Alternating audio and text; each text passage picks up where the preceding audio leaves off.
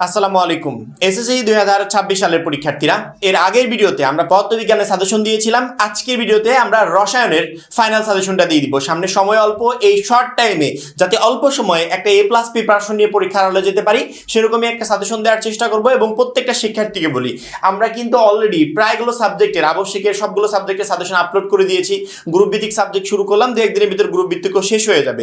সেক্ষেত্রে আমাদের প্রত্যেকটা সাজেশন এবং আমরা আমাদের ইউটিউব চ্যানেলে প্রতিনিয়ত যে গাইডলাইনগুলো আপলোড করছি এবং তোমাদের যে পিডিএফগুলো দিচ্ছি লাস্ট মোমেন্টে পড়ার জন্য যে নোটগুলো রেডি করে দিচ্ছি, কোনো শিক্ষার্থী যদি সেই অনুযায়ী পড়ে পরীক্ষার হলে প্রিপারেশন নিয়ে যেতে পারে, সেক্ষেত্রে আমি এতটুকু গ্যারান্টি দিতে পারি প্রত্যেকটা সাবজেক্টে A+ প্রিপারেশন নিয়ে তুমি পরীক্ষার হলে যেতে পারবে। এবং আমাদের টার্গেট যেন মাস্ট বি হয় যে আমি A+ প্রিপারেশন নিয়ে যাব, অবশ্যই মাস্ট বি পরীক্ষাতে A+টা কনফার্ম করব। মাত্র 310 টাকায় যারা এখনো আমাদের এসএসসি 26 টার্গেট প্লাস কোর্সে যুক্ত হয়নি, খুবই দ্রুত করো, কারণ কি একটা মাত্র কোর্সে তুমি সকল সাবজেক্টের A+ সাজেশন পাচ্ছ পিডিএফ আকারে। বিগত 5 বছরের বোর্ড এমসিকিউ উত্তর সহ পাচ্ছ পিডিএফ আকারে। প্রত্যেকটা সাবজেক্টের প্রত্যেকটা চ্যাপ্টার অ্যানালাইসিস করা জ্ঞানমূলক অনুধাবনমূলক প্রশ্ন উত্তর পাচ্ছ পিডিএফ আকারে। এছাড়া গ্রামার অংশে শর্টকাট টেকনিক, লিখিত অংশে শর্টকাট টেকনিক, পড়াশোনার রুটিন, A+ গাইডলাইন সবকিছু পাচ্ছ মাত্র এই একটা কোর্সে। সামনে সময় খুবই অল্প, এই জন্য যারা এখন আমাদের কোর্সে যুক্ত হন, এই স্ক্রিনে যে নাম্বারটা দেখতে পাচ্ছ এই নাম্বারে 310 টাকা কোর্স ফি পাঠিয়ে এই নম্বরেই হোয়াটসঅ্যাপে আমাকে জানাবে ভাই কোর্স ফি পাঠিয়েছি, সাথে তোমাকে গ্রুপে যুক্ত করে নিব। তখন থেকে তোমার A+ প্রস্তুতি শুরু হয়ে যাবে। যেহেতু আমাদের শর্ট সিলেবাস এবং ওই শর্ট সিলেবাসটাকে আমি আরো শর্ট করে দিচ্ছি যে সামনের এই অল্প সময়ের জন্য কোনগুলো ইম্পর্টেন্ট, কোনগুলো থেকে বোর্ড পরীক্ষায় প্রশ্ন আসবে। বিগত বছরের বোর্ড প্রশ্নগুলো যখনই আমরা অ্যানালাইসিস করি তখন ইজিলি আমরা সেই বিষয়গুলো খুঁজে পাই এবং লাস্ট মোমেন্টে তোমাকে ওইগুলোই পড়তে হবে যাতে তুমি এসএসসি 26 পরীক্ষায় নিশ্চিতভাবে A+টা কনফার্ম করতে পারো। এর আগের ভিডিওতে আমরা পদার্থবিজ্ঞান দিয়েছি এবং অন্যান্য সাবজেক্টের সাজেশনগুলো অলরেডি আপলোড করে দিয়েছি। তুমি যদি ইউটিউব চ্যানেলে আমাদের খোঁজ করো ওইখান থেকে এভরিথিং পেয়ে যাবে। আমার মনে হয় এগুলো দ্রুত সংগ্রহ করে প্রিপারেশন শুরু করে দেওয়া উচিত। আজকে আমরা কেমিস্ট্রির একেবারে টোটালি 75 মার্কের সাজেশন দিয়ে দিব, আর 25 মার্ক হচ্ছে প্র্যাকটিক্যাল। এই প্র্যাকটিক্যাল নিয়ে আলাদা করে কথা বলার কোনো প্রয়োজন নেই, একটা ভিডিও দিব, ওই এক ভিডিওতে তোমার যতগুলো প্র্যাকটিক্যাল আছে টোটাল সাবজেক্টগুলোর প্র্যাকটিক্যালে 25 তুমি কনফার্ম করতে পারবে। অর্থাৎ কিভাবে শিক্ষকের সাথে কমিউনিকেশন করে বা প্র্যাকটিক্যাল পরীক্ষার জন্য কিভাবে নিজেকে রেডি করে এই 25-এর ভিতর 25 কনফার্ম করা যায়। সাজেশন পর্বগুলো আপলোড শেষ হলে লাস্টে আমি একটা ভিডিও দিব, এক ভিডিওতে তোমার টোটাল কনফিউশন দূর হয়ে যাবে। আজকে আমরা এই 75 মার্ক নিয়ে কথা বলবো, যেখানে সৃজনশীলে 40, সংক্ষিপ্ততে 10, বহুনির্বাচনীতে 25, এই টোটাল 75 মার্ক নিয়ে কথা বলবো। আমাদের টোটাল চ্যাপ্টার কয়টা? 2টা, 4টা, 6টা। এই 6টা চ্যাপ্টার থেকে প্রশ্ন আসবে কয়টা? 60টা। অর্থাৎ প্রশ্ন আসবে 60টা, লিখতে হবে কয়টা? 4টা। যেহেতু 60টা প্রশ্নের ভিতর থেকে লিখতে হবে 4টা, সেক্ষেত্রে আমাদের এই টোটাল 6টা চ্যাপ্টার পড়ার কি কোনো প্রয়োজন আছে? আমি যদি এখান থেকে 4টা চ্যাপ্টার পড়ে যাই তারপরে একদম ইজিলি আমি এই 4 সেট প্রশ্নের অ্যান্সার করতে পারবো। 6টা চ্যাপ্টার থেকে প্রশ্ন কয়টা? 7টা। সেক্ষেত্রে কোনো না কোনো একটা চ্যাপ্টার থেকে 2টা প্রশ্ন আসে এবং 2টা প্রশ্ন আসার সম্ভাবনা আছে এরকম একটা চ্যাপ্টারও আছে। সেই চ্যাপ্টার কোনটা বলো তো? সবাই জানো নিশ্চয়ই, যারা জানো না তারা লাস্ট এই যে 11 নম্বর খনিজ সম্পদ, যেখান থেকে 2টা প্রশ্ন আসার সম্ভাবনা প্রায় 80%। খনিজ সম্পদ থেকে যদি 2টা প্রশ্ন আসে তাহলে বাদবাকি চ্যাপ্টারগুলো থেকে একটা একটা করে প্রশ্ন আসবে। এখন একটা একটা করে প্রশ্ন আসবে যে চ্যাপ্টারগুলো থেকে, অর্থাৎ যে 5টা চ্যাপ্টার আছে। আমি যদি মনে করি যে খনিজ সম্পদ অধ্যায়টা আমি পড়বো না, আমি খনিজ সম্পদ বাদেই যে কোনো 4টা চ্যাপ্টার পড়ে যেতে চাই, সেক্ষেত্রে আপনি আমাদেরকে কোন 4টা চ্যাপ্টার সাজেস্ট করবেন? আমি মানে সহজ কথায় আমি প্রত্যেকটা শিক্ষার্থীকে বলবো তোমরা 3 নাম্বার অধ্যায় পদার্থের গঠনটা পড়ে যাও, ঠিক আছে? এই চ্যাপ্টারটা পড়বে। পর্যায় সারণী পড়বে 4 নাম্বার অধ্যায়, ইম্পর্টেন্ট একটা অধ্যায়। পরবর্তীতে 5 নাম্বার রাসায়নিক বন্ধন পড়বে, ইম্পর্টেন্ট একটা, এবং রাসায়নিক বিক্রিয়া পড়বে। অর্থাৎ 3, 4, 5, 7, 3, 4, 5, 7 এই 4টা চ্যাপ্টার পড়ে গেলে একদমই ইজিলি 4 সেট প্রশ্ন এখান থেকে কমন পেয়ে যাবে। কেউ যদি মনে করো যে আমি খনিজ সম্পদ পড়বো না, যেখান থেকে 2টা আসবে আমি ওই চ্যাপ্টারটা স্কিপ করতে চাই, সেক্ষেত্রে আমি বলবো তুমি 3, 4, 5, 7টা পড়ে যাও। আর কেউ যদি মনে করো যে খনিজ সম্পদে আমি মোটামুটি ভালো, এখানে আমি একটা ভালো প্রস্তুতি নিতে পারবো বা পরীক্ষায় প্রশ্ন আসলে আমি ইজিলি অ্যান্সার করতে পারবো, সেক্ষেত্রে খনিজ সম্পদটাকে ইনক্লুড করে আর বাদবাকি এই 4টা চ্যাপ্টারের যে কোনো 3টা চ্যাপ্টার পড়ে যাও। 4টা চ্যাপ্টার পড়লে হবে কি, খনিজ সম্পদটাকে ইনক্লুড করলে তুমি 5 সেট প্রশ্ন কমন পাবে। ওইখান থেকে যেই 4 সেট সব থেকে সহজ মনে হয় সেই 4 সেটের অ্যান্সার তুমি করতে পারবে। অর্থাৎ কেউ যদি মনে করো যে আমি 3, 4, 5 পড়বো, 7 না পড়ে আমি 11 নাম্বার অধ্যায় খনিজ সম্পদটা ইনক্লুড করে দিব, 5টা প্রশ্ন কমন পাবে। কেউ যদি মনে করো যে 3, 4, 7 পড়বো আর প্লাস 11 নাম্বার অধ্যায়টা আমি ইনক্লুড করে দেবো, এখান থেকেও 5টা প্রশ্ন কমন আসবে। অর্থাৎ 11 নাম্বার অধ্যায়কে সাথে নিয়ে আর 3টা চ্যাপ্টার পড়লে তুমি 5 সেট প্রশ্ন কমন পাবে, এখান থেকে যে কোনো তুমি 4টার অ্যান্সার করতে পারবে। এবং আমার কথা হচ্ছে কেউ যদি খনিজ সম্পদের দিকে টাচ না দিতে চাও সেক্ষেত্রে জাস্ট এই 4টা চ্যাপ্টার পড়ে যাও, 3 4 5 7 এনাফ। এই 4টা চ্যাপ্টার পড়লে 4 সেট প্রশ্ন কমন পাবে, তোমার আপাতত সৃজনশীলের 40 নিয়ে টেনশন করতে হবে না। এবং এই 4টা চ্যাপ্টার পড়বে শুধুমাত্র কিসের জন্য জানো? গ এবং ঘ নাম্বার প্রশ্নের জন্য, জাস্ট গ এবং ঘ, আর বাদ বাকি কিছু না। গ এবং ঘ এর জন্য এই 4টা চ্যাপ্টার পড়বে। তাহলে ক খ এর জন্য কি পড়বো? এই মুহূর্তে স্ক্রিনে কিছু পিডিএফ দেখতে পাচ্ছ, এগুলো হচ্ছে জ্ঞানমূলক অর্থাৎ ক নাম্বার প্রশ্ন। আমাদের কেমিস্ট্রিতে যে ক নাম্বার প্রশ্নগুলো আসবে এই ক নাম্বার প্রশ্নের জন্য আমি পিডিএফ রেডি করেছি। তোমাদের প্রত্যেকটা সাবজেক্টের প্রত্যেকটা চ্যাপ্টারের থেকে পিডিএফ রেডি করা হয়েছে। ইম্পর্টেন্ট যে কোশ্চেনগুলো যেগুলো 26-এ আসার মতো এই প্রশ্নগুলো নিয়ে চ্যাপ্টার ওয়াইজ, আমি কিন্তু সাবজেক্ট ওয়াইজ বলিনি, চ্যাপ্টার ওয়াইজ পিডিএফ রেডি করা হয়েছে। জ্ঞানমূলক প্রশ্নের জন্য আলাদা কোনো পরিশ্রম করতে হবে না। আমরা স্ক্রিনে এই মুহূর্তে যে পিডিএফ গুলো দেখাচ্ছি এই পিডিএফ থেকেই তুমি সকল অধ্যায়ের জ্ঞানমূলক প্রশ্ন ইনশাআল্লাহ পরীক্ষার হলে কমন পেয়ে যাবে। এই পিডিএফটা আমাদের যে 310 টাকার পিডিএফ কোর্সে তোমরা যুক্ত হয়েছো বা যারা যুক্ত হচ্ছ এখনো বা যুক্ত হবে বলে ভাবছো, ওইখানে আমরা টোটাল মানে ফুল পিডিএফটা দেওয়া থাকবে। এখানে স্ক্রিনে তো আর সবকিছু দেখানো সম্ভব না, বা দেখালেও তুমি এগুলো নোটও করতে পারবে না, কিন্তু আমরা যে পিডিএফটা রেডি করে দিয়েছি তুমি চাইলে ওই পিডিএফটা কম্পিউটার দোকান থেকে প্রিন্টও করে নিতে পারবে, অথবা আমাদের গ্রুপে যুক্ত হয়ে ওইখান থেকে বা ফেসবুক থেকে তুমি ডিরেক্টলি স্টাডি করতে পারবে।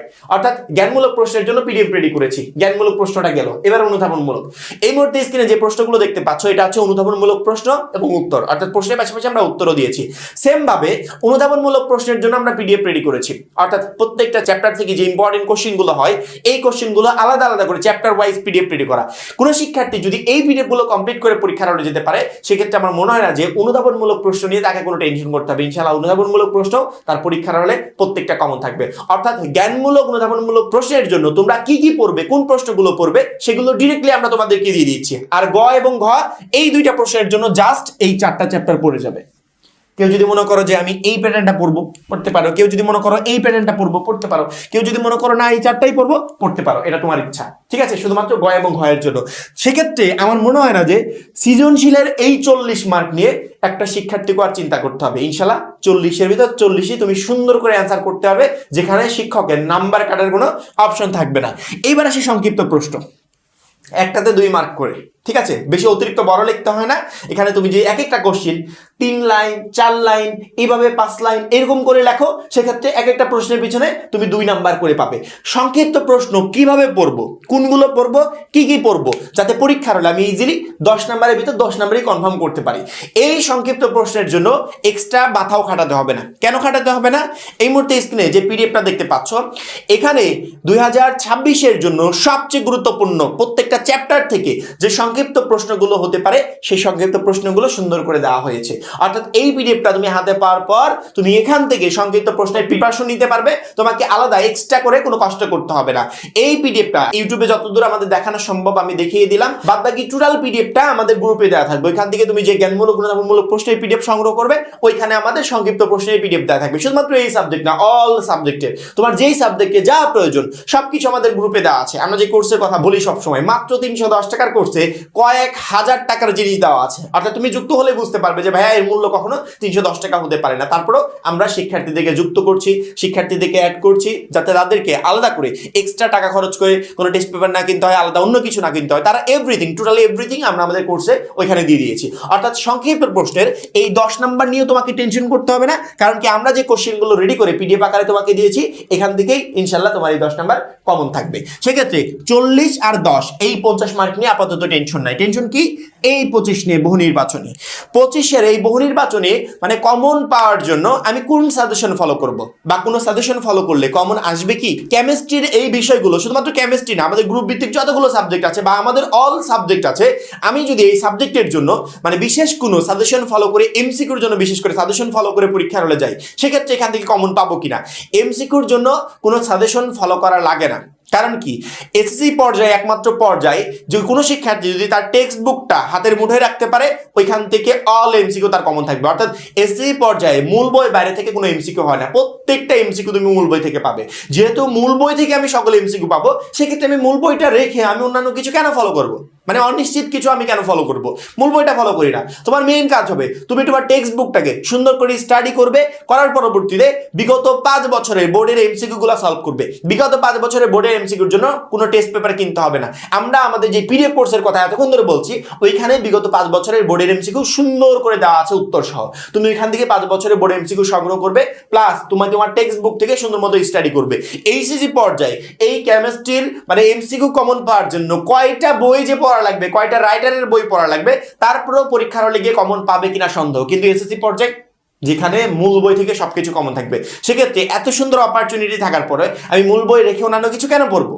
প্রত্যেকটা শিক্ষার্থী প্রথমত মূল বইটাকে সুন্দর করে কমপ্লিট করবে, করার পরবর্তীতে বিগত 5 বছরের বোর্ডের এমসিকিউ সলভ করবে। বিগত 5 বছরের বোর্ডের এমসিকিউ আমরা আমাদের পিডিএফ কোর্সে তোমাদেরকে দিয়ে দিচ্ছি, আর মূল বই তো তোমার কাছে আছেই।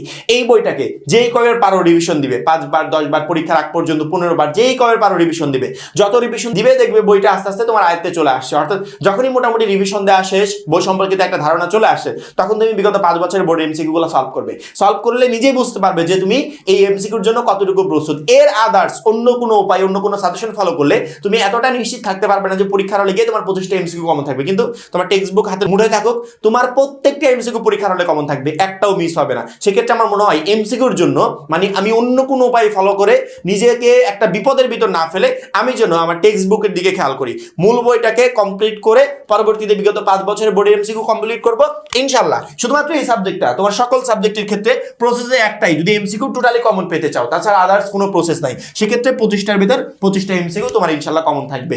সংক্ষিপ্ত প্রশ্নের জন্য তো আমরা প্রশ্ন রেডি করে দিয়েছি যে কি কি পড়বে।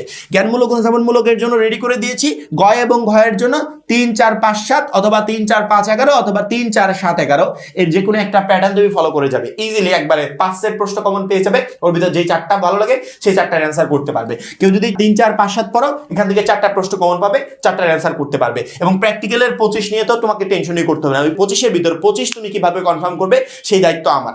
আমি এই রিলেটেড একটা ভিডিও আপলোড করে দিব, ওই ভিডিওটা দেখলে তোমার টোটাল কনফিউশন দূর হয়ে যাবে। তাহলে কেমিস্ট্রিতে এ প্লাস প্রিপারেশন নিতে বা কেমিস্ট্রিতে এ প্লাস নিশ্চিত করতে তোমার কি কোনো জায়গায় কোনো প্রবলেম আছে?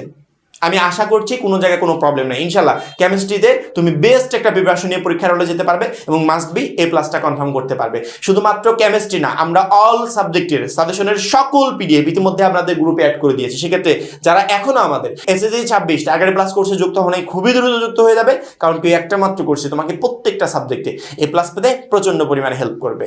সবাই ভালো থাকবে, সুস্থ থাকবে, আল্লাহ হাফেজ।